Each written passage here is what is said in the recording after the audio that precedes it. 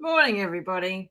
Happy sunny days at last, and welcome to the news agenda with me, Fleet Street Fox. And today I'm joined by the Mirror's deputy political editor, Ben Glaze. Good morning, Ben. Morning, Susie. Nice to see you. And you. Now, this is the People's Pay-Per-View, so get into the comments, ask us your questions.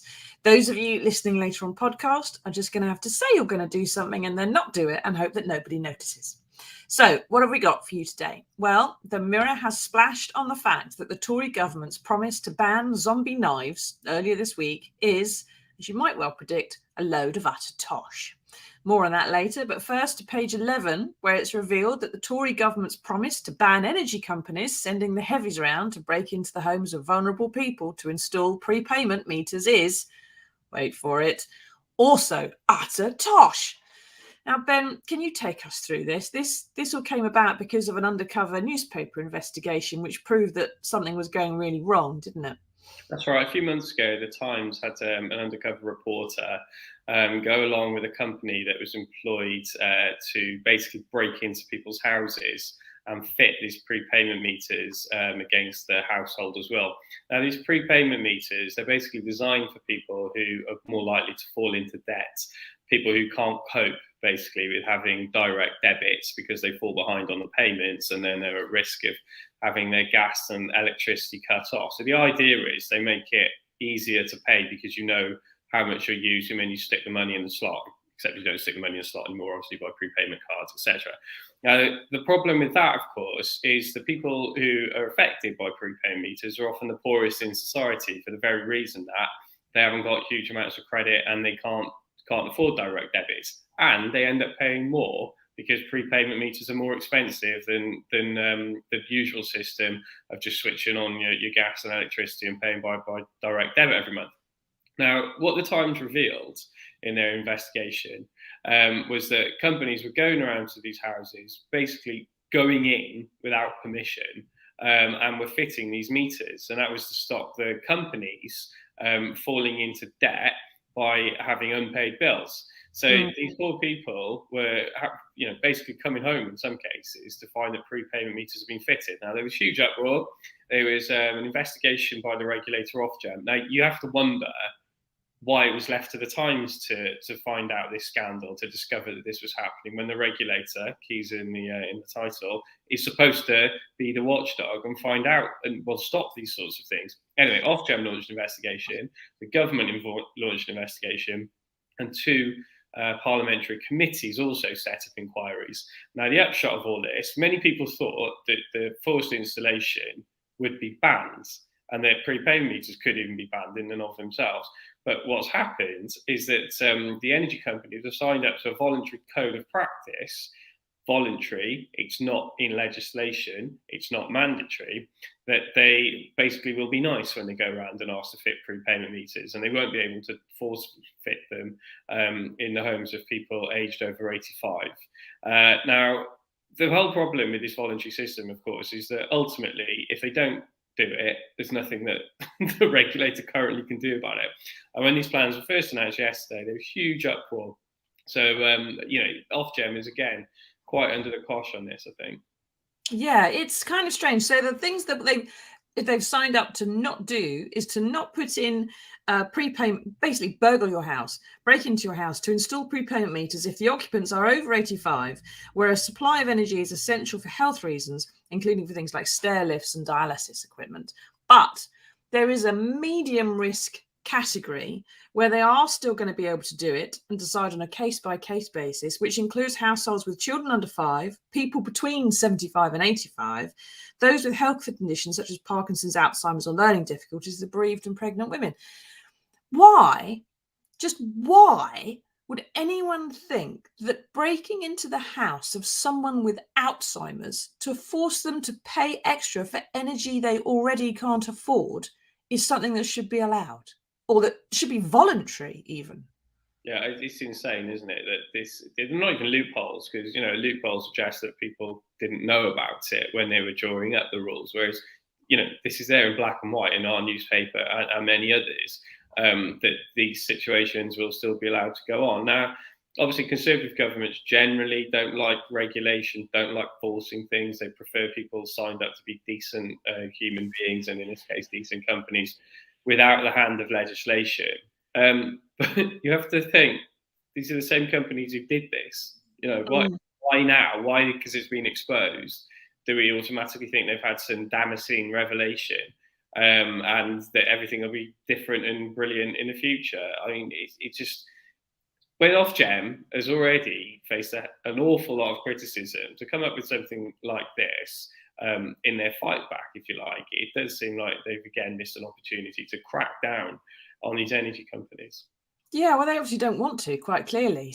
I mean, what do you think, everybody? Are you on a prepayment meter? Have you ever been on a prepayment meter? Have you ever had to have someone come round and forcibly install it against your will? Do you know someone who fit in one of these vulnerable groups who may be at risk of this? Get into the comments and let us know. What do you think about it? So basically, well, here's Claudia. She says, of course they say over the age of 85, because they know there's not even a handful of people over the age of 85. They're total criminals. So they're still going to be doing it into the homes of people aged between 75 and 85, of course, which is the greater number, isn't it? And so that it protects their profits a bit more. So basically what happened, Ben, as far as I can see, the energy companies got caught out, right? Everyone was very embarrassed. The chief executives were on the news going, well, we've only done it like 5,000 times. We're very sorry. We'll try not to do it again. That was a mistake. It shouldn't have happened. The government promised to stop it happening again and also talked really tough on it. And now the rules that are provided by Ofgem still allow for it to happen. Why would all those people talk tough when they're embarrassed and then do absolutely nothing about it when attention moves on to something else? Yeah, it's beyond me, isn't it? I mean, why would that happen? One thing that's quite interesting in this is that part of the Times coverage, and I think the Independent a few weeks earlier, before the Times story, they'd gone into a couple of magistrates' courts up and down the country, where these forced installations, because you have to be allowed by the court to go in and do it, right, against someone's will. You have to get a warrant. And warrants were being signed off en masse, hundreds, and I think in a couple of instances, thousands all at once. And in the Independent did this story. So a magistrate and a court clerk were getting these applications from the energy companies. We want to fit a prepayment meter in whatever house it is, hundreds and hundreds of times, and they were being rubber stamped en masse.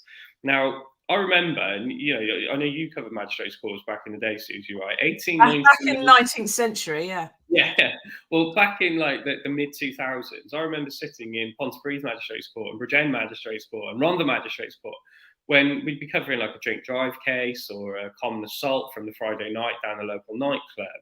And then every now and then, a representative from one of the energy companies would come in and would make an application for a warrant to the bench, and they would have to say why they were making this application to go into someone's house, either to cut off their gas or electric, or to fit a prepayment meter. And I wasn't there to cover those, but you could sit in and listen to them, and indeed you could report on them. But they would have to set out why they needed to, or they felt they needed to do this to a particular household, to a particular family, and it'd be like, they haven't paid their bill for a year or 15 months or whatever. And they needed to do it.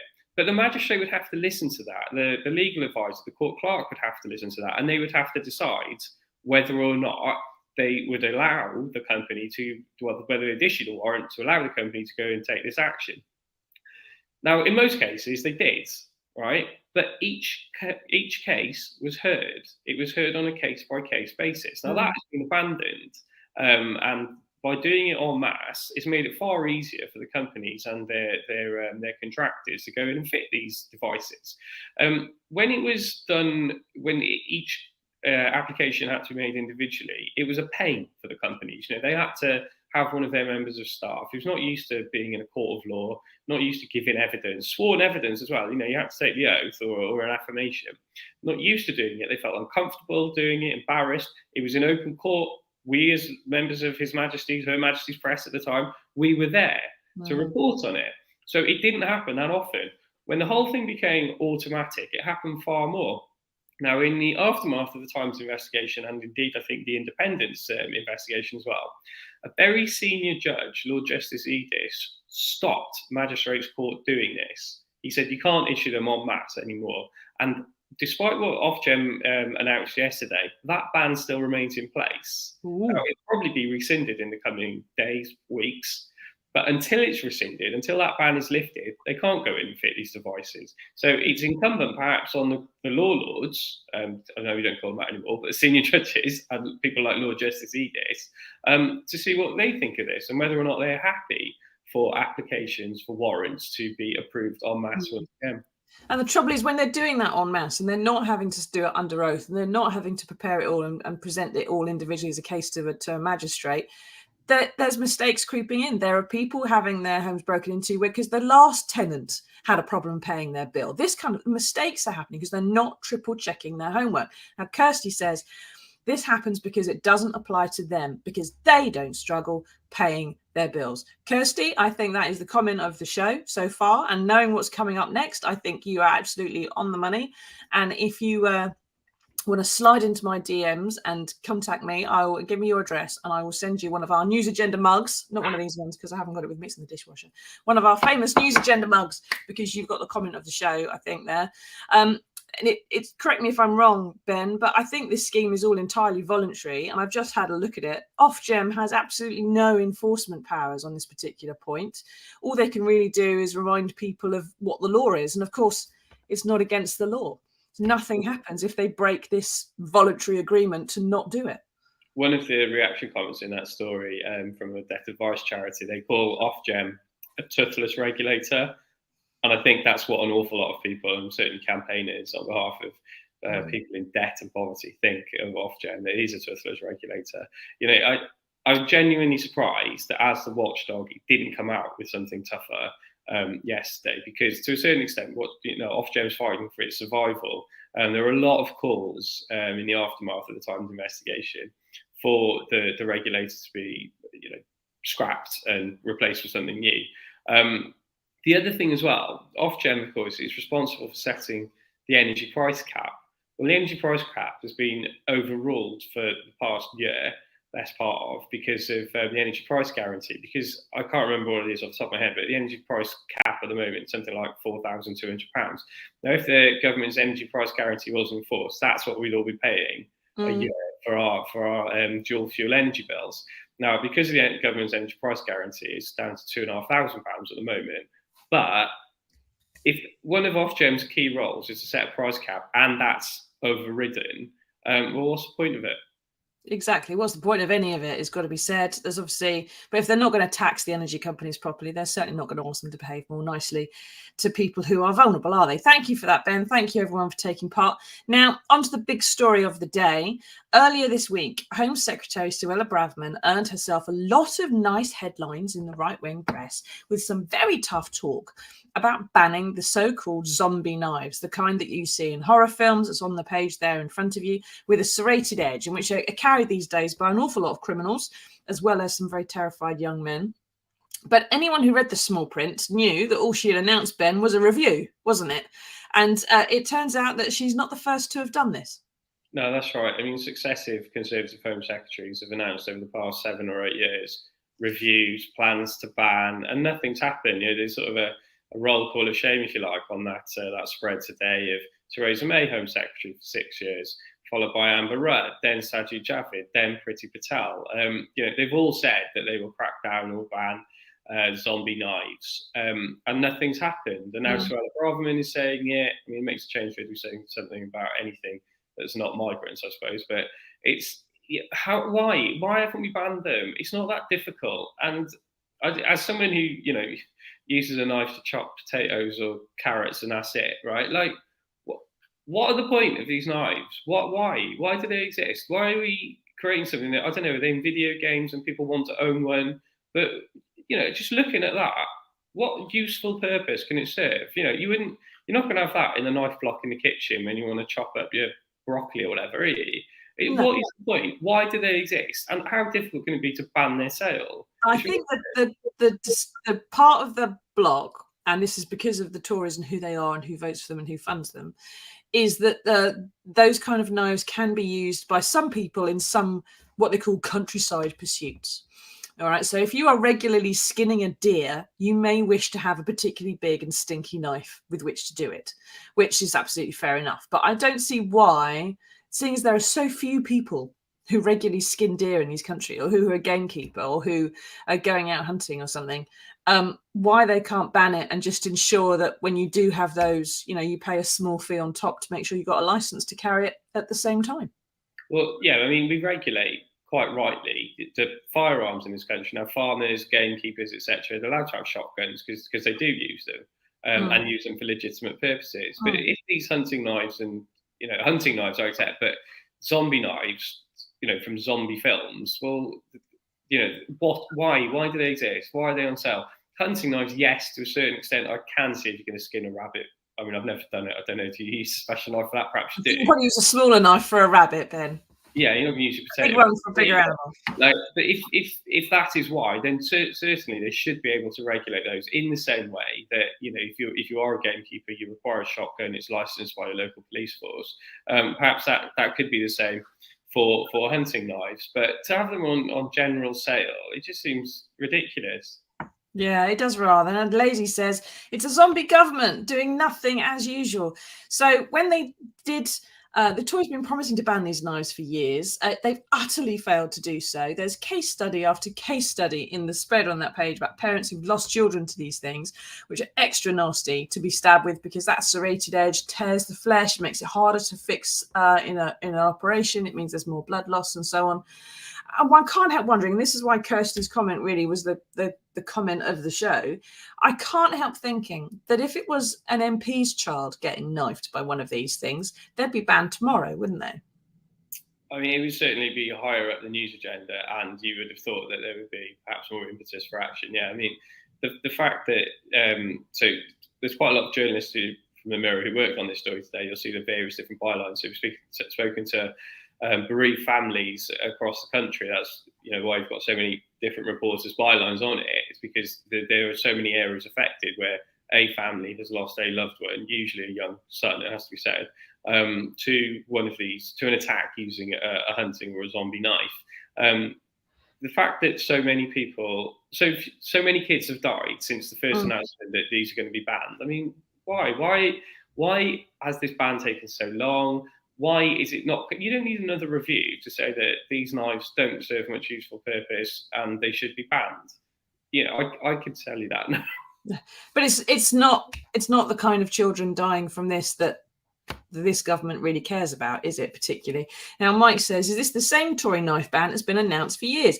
Like the push for maths learning, which has been announced 3 times in recent years. They're rehashing odd announcements, but never any action. It's the same with the energy meters thing, isn't it, really? There's not a lot of they keep saying stuff, but there's no legislation coming through the House of Commons. That's what they should be doing. They're in government. They should be saying, right, we're going to make this against the law. Here's a law. We all talk about it. Then we vote on it. And then it becomes law. There's not much legislation coming through the House, is there, at the moment? There really isn't. I was in Parliament yesterday, and it was so Parliament sat at 11:30 yesterday, so it's Tuesday, and by I think it was 4:45, certainly by 5 o'clock, that was it. There was no sitting of the House of Commons. It had finished business for the day. Now it could have run to I think 7:30 last night, and there could have been votes after that. It was all done and dusted. Now, if there's such a gap in the parliamentary calendar, why is the government not using that time to bring forward legislation that could make a difference to people's lives. Like bringing in something to ban zombie knives. So often we hear pleas for legislation from private members' bills or in 10-minute rule bills. And the government might, think, yeah, that's a nice idea, but it's hardly a priority. And they say, oh, there's no government time available. Well, yesterday there was a couple of hours where you could have at least started the legislative process for getting rid of zombie knives. But oh no, let's have another review. Let's see. What do you think the review's going to say? These just sort of suck up the civil servants' time who've got other things they could be doing. Anne-Marie says here they should 100% be banned. Too many of our young lives are snuffed out by these unnecessary weapons. And I can, when Boris Johnson was Prime Minister, Ben, there wasn't a lot of legislation going on. And I could kind of understand it because he wasn't the kind of person who would just say stuff and then think it would happen. He never actually, knew where the levers of power were to kind of actually make things change in a way. But Rishi Sunak is, whatever you think of him, he's more of a workaholic. He's more at his desk. He's more trying to broker deals and think of things.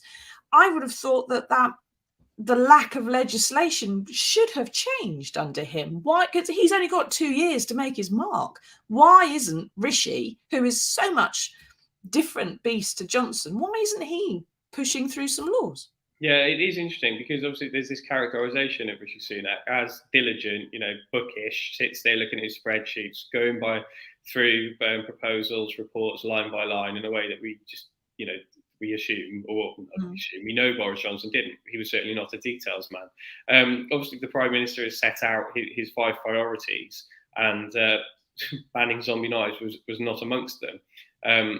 One of his priorities is halving inflation by the end of this year. Well, figures out this morning show just how difficult that's going to be.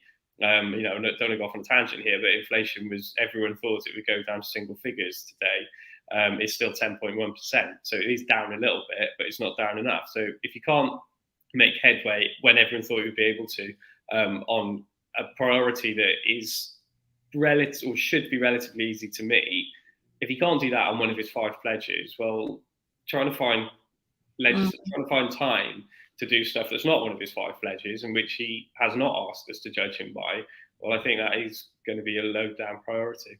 No, it's just not a priority, like we've said, like Kirsty said, as so many have. There's just not a priority for the people who are running this particular government. Now, Pip says it should have a license to own one of these knives, just like you do with a gun. In fact, Pip, what happened when they did, they talked about banning these knives. What they actually did was they banned a characteristic of the knife, which is that they are often seen with words or threatening imagery on the blade or the handle. So what they actually outlawed, right, was knives with writing on.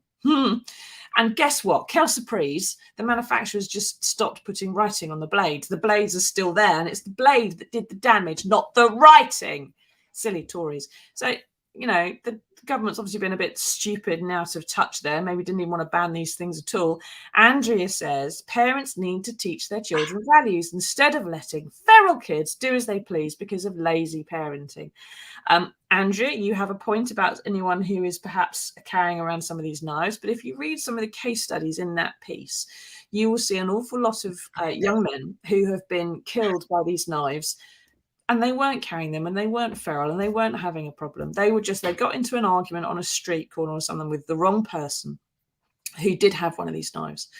And the kind of families perhaps which you have a problem with, the ones that would carry those knives, are perhaps the ones who aren't going to listen to anybody else teaching them about what they should and shouldn't do with their children.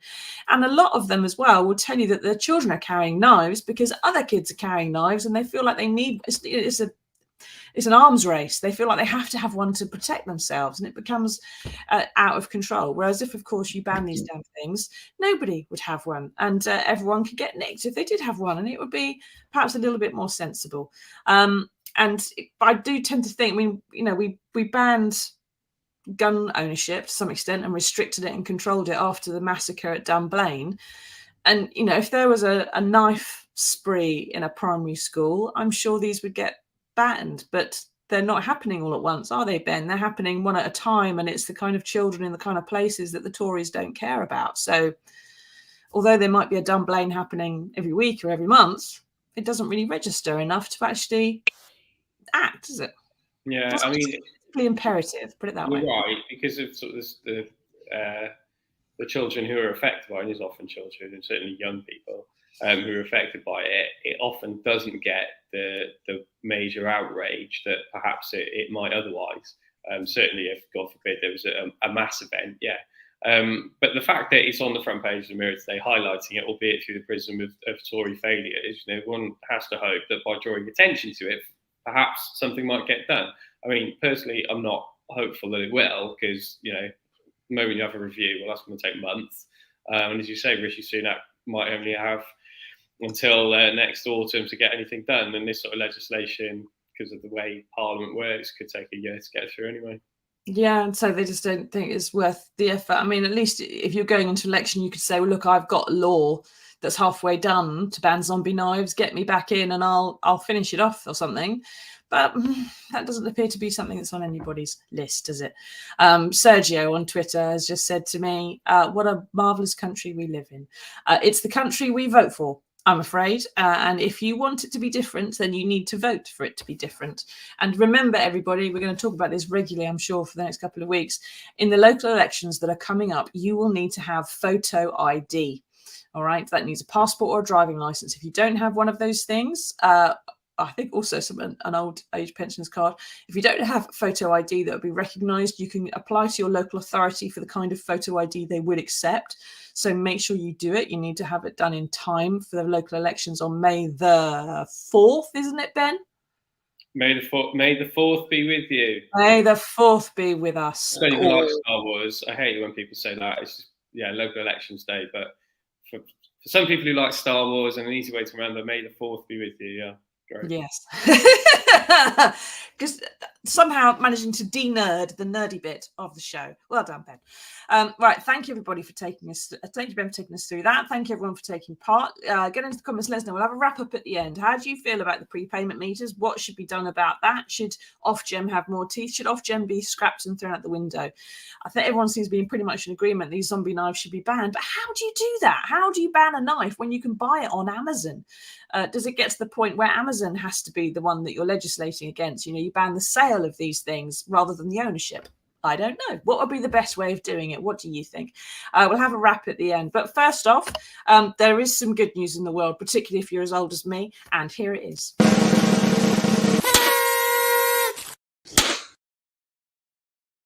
Now, as Ben pointed out, I've been in this game for maybe 700 years.